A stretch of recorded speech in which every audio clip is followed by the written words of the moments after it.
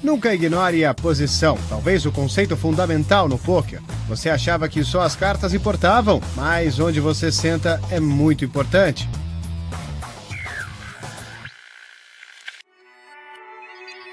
Não existe certo ou errado no pôquer. Não existe um método que possa garantir o sucesso, mas existem maneiras e caminhos para você maximizar suas chances de ganhar. Existem bons hábitos e maus hábitos. Existem situações para evitar e situações para buscar. E existem aqueles que têm o conhecimento para explicar. Nós vamos lhe ensinar como dominar o jogo, do básico ao avançado.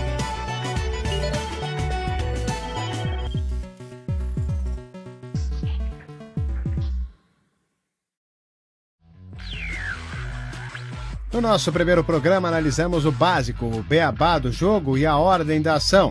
Também demos uma olhada nas mãos iniciais e o valor das duas cartas que você recebe. Foi um bom começo, mas agora é hora de sair do básico e conhecer um dos mais importantes aspectos do jogo. Senhoras e senhores, nosso programa hoje é sobre posição. Exatamente. Vamos ensinar sobre posição na mesa de pôquer e por que isso é tão importante. Mas o que diabos é posição? Não se preocupe, tudo vai ser explicado e quando você terminar vai saber exatamente o que é e como isso pode ser vantajoso. Já está quase na hora de nosso tutorial de hoje. Você já deve saber que cada programa contém 3 elementos distintos. O tutorial, já mencionado, que mostra os princípios gerais, uma mão ou duas, como no nosso cofre, para ilustrar esses princípios na prática. E a análise do profissional, onde uma mão é dissecada em detalhes. Tudo voltado para ajudar você a melhorar o seu jogo e quem sabe onde isso possa te levar. Esse programa confere o pôquer jogado ao redor do mundo e vamos viajar para Barcelona acompanhando algumas mãos do European Poker Tour e depois vamos dividir palavras de sabedoria com 4 estrelas do mundo do pôquer, Martin, de Mello, Walbeck e o Veldhuis. Também vamos ouvir a análise do campeão da World Series 2005, Joe Hachin, e ainda vamos prestar uma homenagem a esse grande jogo, mostrando as origens do pôquer. Então, preste atenção. Hora do nosso primeiro tutorial.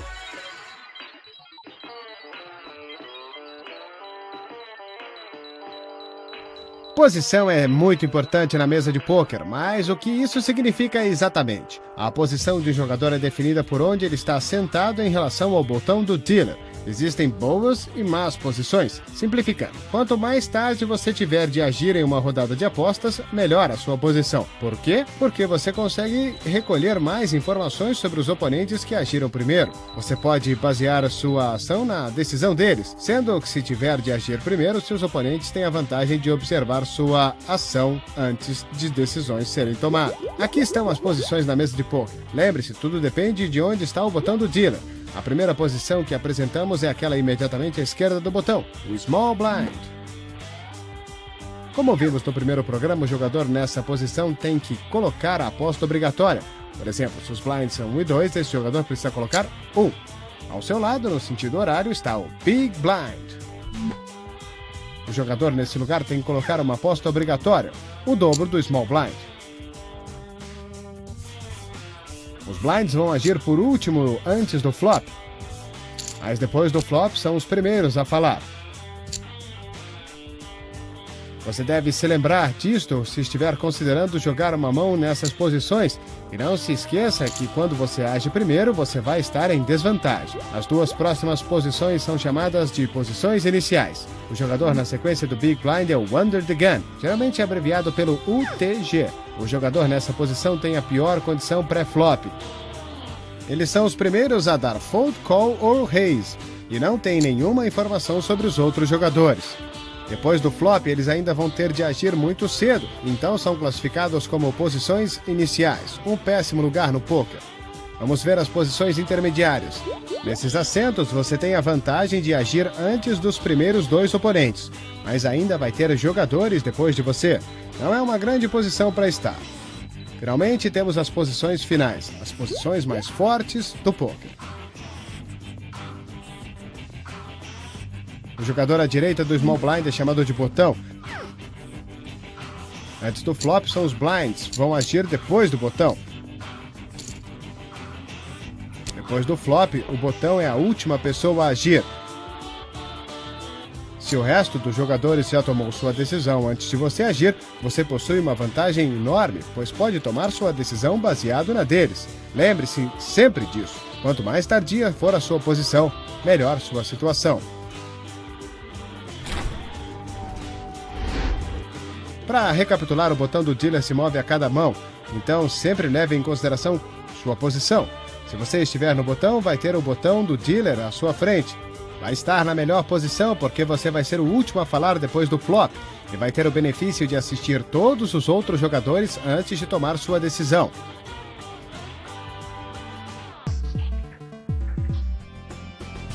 Você pode apostar que Peter de Cover prestou atenção na posição quando estava aprendendo o jogo. Ele se formou em 2005 e começou a levar o poker mais seriamente, aperfeiçoando suas habilidades online e se dedicando e se aperfeiçoando, isso em tempo integral a partir de 2007. Em apenas 2 anos, ele chegou ao topo do jogo quando venceu a grande final do European Poker Tour em Monte Carlo, levando 2.300.000 euros. Nada mal. Mas não falamos só dos grandes nomes nesse programa. São as pessoas comuns que fazem o mundo do poker girar. Hola, soy Diego Eisenberg de Buenos Aires, médico clínico. Me dedico a investigación clínica en diabetes y como hobby me encanta jugar al póker.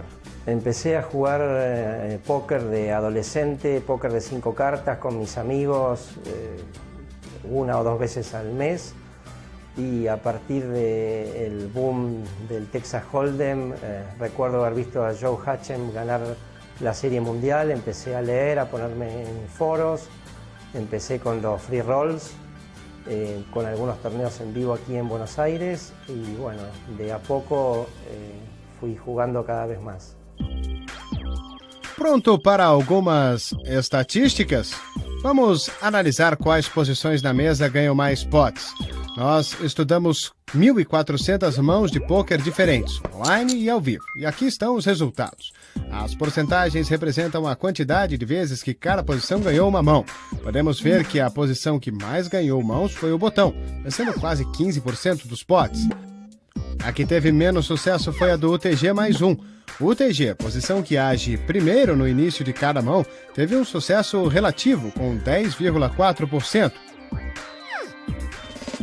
Isso pode parecer surpreendente, mas com o desenvolvimento do jogo nos últimos anos, muitos jogadores começaram a dar raise nessa posição, representando uma mão muito forte. Se dividirmos a mesa em posições iniciais, intermediárias e finais, podemos ver que os assentos com menos sucesso são aqueles nas posições intermediárias. Se você pensar bem, faz sentido. Os jogadores nessas posições não têm que colocar os blinds e não têm nenhuma razão real para jogar as mãos, ao menos se ela for forte o suficiente para ganhar o pote. Os assentos mais dominantes são aqueles nas posições finais. Primeiro porque a posição final são as mais comuns para os jogadores tentarem roubar os blinds, dando raise antes do flop, mas também porque nessas posições uma variedade maior de mãos vai ser jogada, já que a pessoa tem a vantagem de ver as decisões dos adversários antes de agir.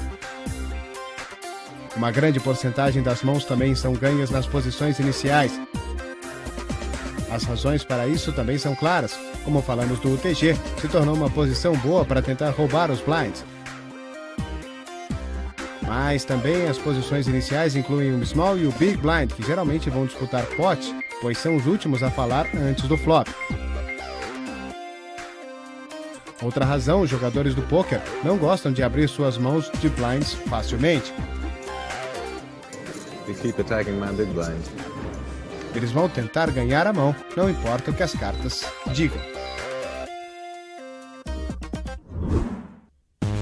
Nossos programas, tudo o que você queria saber sobre poker, estão divididos em 2 níveis. Nível 1, o nível iniciante. Ele conta tudo o que você precisa saber para começar no jogo. Você vai ser um jogador competente ao final desses 6 programas. Aprenda o poder da decisão, a arte do blefe e todo o básico. Assim que aprendemos os fundamentos, vamos ir mais além. O nível 2, o nível avançado, onde você vai aprender a conseguir informação dos oponentes e os detalhes de jogar as mãos independentemente de sua força e potencial. Ele foca nos estilos de jogo, estratégia estratégias e dicas que você vai precisar trabalhar para ter sucesso e como evitar erros que podem custar caro. Até o final da série, nós vamos ter mostrado tudo o que você queria saber sobre pôquer e você vai estar pronto para se tornar um jogador de sucesso. Temos muito pela frente, mas vamos voltar nossa atenção ao poder da posição e dar uma olhada em um bom exemplo disso entrando no nosso cofre.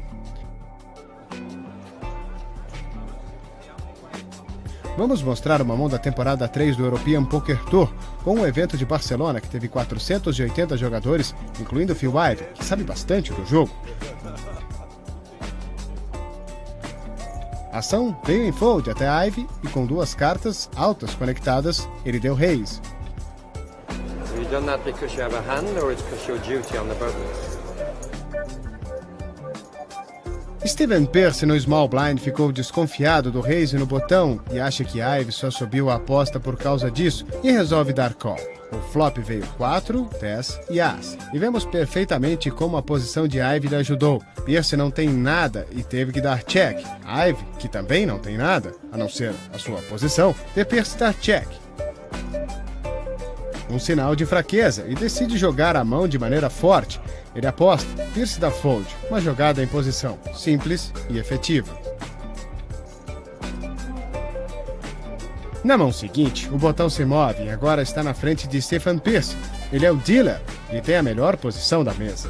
Novamente todos dão fold até a ação chegar ao botão. Ele tem uma mão razoável. Em outra posição, ele deveria jogar as cartas fora, mas com a força da posição, ele joga as cartas com confiança. I have a hand this time. It's not a button move. I have a hand. Aumentando 3 vezes os blinds, o small blind da fold. Dan Patterson, no big blind, precisa tomar uma decisão. Pearce decide lembrá-lo da força da posição e conta com uma pequena mentira. King Queen suited. Patterson, sabendo que vai ser o primeiro a falar depois do flop, sem posição, decide dar fold. Uma jogada inteligente. You can look at the television next month, but they probably won't show this hand.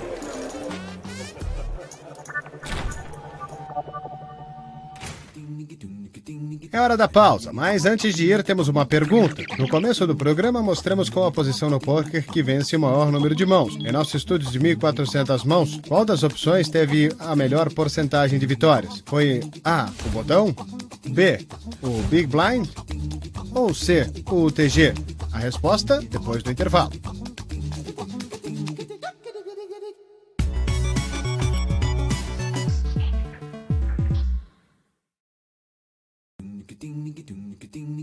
Antes do intervalo, perguntamos qual das posições ganhou a maior porcentagem de mãos em nosso estudo de 1.400 mãos. A resposta correta é A, o botão, com 14,9% das mãos vencidas nessa posição. E agora é hora de aprender um pouco mais sobre a linguagem do poker. You're a master of the English language. Calm down, buddy. Keep going, kid. Shut up, superstar. Vamos aprender alguns termos. O under the gun ou UTG, é o termo dado à posição à esquerda do Big Blind. O jogador nesse assento é o primeiro a falar ao começo de toda a mão. Ele está na mira do revólver. Em uma tradução literal, sentindo a pressão da decisão.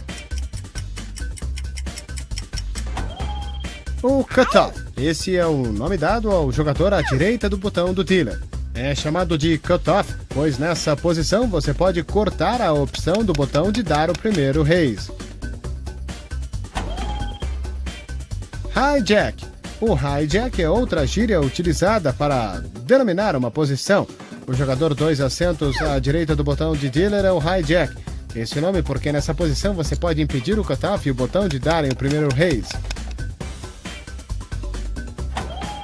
Conectores naipados. Os conectores naipados são as cartas do mesmo naipe em sequência. Os jogadores gostam dessas cartas porque elas possuem um grande potencial para sequências e flushes.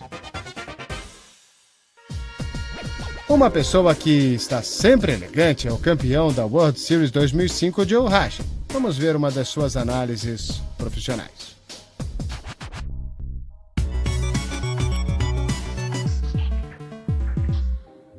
Today we're going to talk about the importance of position.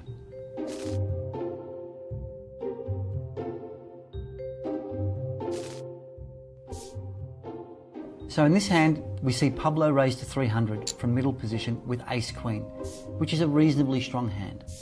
It's folded around to Ray on the button with 8-9 of hearts. Now 8-9 of hearts is what's called a suited connector. Firstly, it's the same suit. Secondly, the cards are connected. Now it's a pretty looking hand, but what's really important about this is that he has position. He'll always be last to act in this hand, so he'll get to see what his opponent does before he needs to make a decision about what he's going to do. Ray calls. The flop comes 4-2-7 and misses both opponents, so neither of them has a pair. Pablo decides to check, leaving the incentive now up to Ray. Ray, using his position to his advantage, elects to bet 400 chips, which now puts pressure on Pablo. Pablo decides to fold his hand, and there you have it. We see how important position is.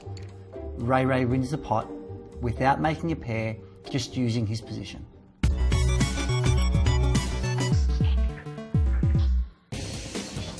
Se você quiser assistir a esse programa novamente ou recapitular episódios anteriores, visite o site everythingpoker.com.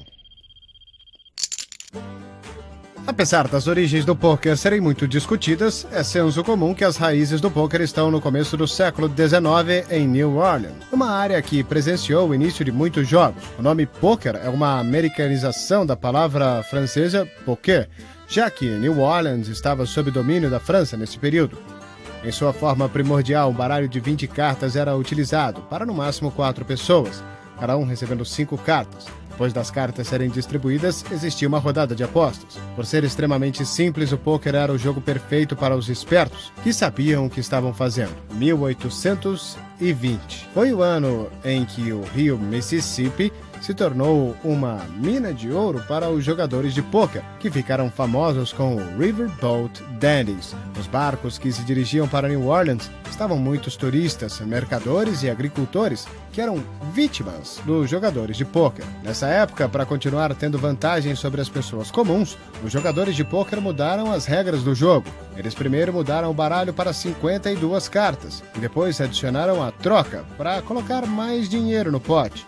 O jogo evoluiu durante a Guerra Civil Americana e a introdução de trocas de mais cartas estava dando a opção de mãos enormes com mais frequências. Uma das lendas do jogo foi Wild Bill Hickok, que ficou conhecido como cowboy, mas na verdade era um profissional de pôquer que aprendeu a ter habilidades com armas. 1876 foi o ano que marcou o último jogo de Bill Hickok, que depois de arrasar com John McCall nas mesas, foi morto pelo mesmo com um tiro. Ele tinha 2 ases e 2 oitos, uma mão agora conhecida como mão do homem morto. Com o passar dos anos, diferentes variações do jogo foram criadas, mas a favorita da maioria, o No Limit Texas Hold'em, popularizada por nomes como Doyle Brunson no final dos anos 50 em Las Vegas, agora reconhecida como a capital mundial do pôquer. Uma matéria muito bacana, mas o que é melhor, o método novo ou velho? Só há um jeito de saber com outra matéria. Confúcio uma vez disse, a experiência, acreditem, é uma coisa boa e prazerosa. Mas no pôquer, o jogo mudou muito nos últimos anos. E não estamos falando só da proibição do cigarro. A escola tradicional não é mais uma força dominante no jogo. Agora os jovens vêm se destacando com seu estilo agressivo. The new school is going to be on top of it, if it's not already the case. They're more aggressive, they know more about odds and a lot of mathematics stuff. They have like computers in the head. They have no fear, they don't care about money. They like to be the winners and that's it. There's no compromise for them. No fear and the cards speak. They know exactly what they're doing and they're very smart. Tempos atrás, os mais velhos eram ganhadores constantes em torneios. Hoje em dia, quase tudo fica com a nova geração. Se a velha geração quiser vencer, precisa acordar. Some of the old school players are good, some are not so good. I feel like some are maybe like stuck in the past a little bit, and you know the things that worked back then just doesn't work anymore, and they haven't realized that because they used to win all the time. There's a lot of respect for the old school, but the game's been changing a lot, so you have to adapt. If you don't, it's really tough out there. We need to pull our pants up and get with the program. Mas ainda não descarte a velha geração. I would consider myself a hybrid of old school, new school kind of poker. I think I'm in touch with the old school, but I use a lot of the new school tools. No poker você pode ensinar novos truques a todos. Hora da sessão Meu Jogo, onde vemos as pessoas comuns satisfazerem suas vontades no poker. Mis principales logros, gané 2 veces el Sunday Million de PokerStars, el torneo semanal más grande del mundo. He ganado algunos torneos en vivo en circuitos en Buenos Aires, 3 torneos al principio de mi carrera. He jugado 2 veces el Latin American Poker Tour en vivo y online he ganado un weekly de 215. Hasta ahora he ganado más de $400.000 en premios. El póker es mi cable a tierra, me mantiene la mente activa, alerta, despierta, requiere concentración, habilidad, lectura de otros jugadores y creo que va a ser mi antídoto contra el mal de Alzheimer porque pienso seguir jugando al póker hasta los 100 años.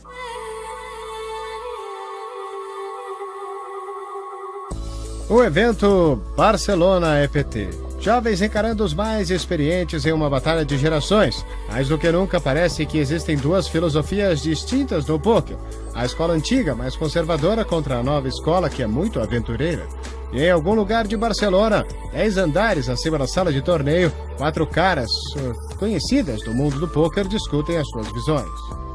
O jogador de cash games e dono de bracelete na World Series of Poker, Vili Welbeck, a ex-jogadora de hóquei na grama e medalhista olímpica Fátima Moreira de Melo, o ganhador do EPT e Boa Praça, Arnaud Materni, e um dos jogadores mais agressivos, Lex Veldhuis, que com 27 anos já possui ganhos de mais de $500 mil.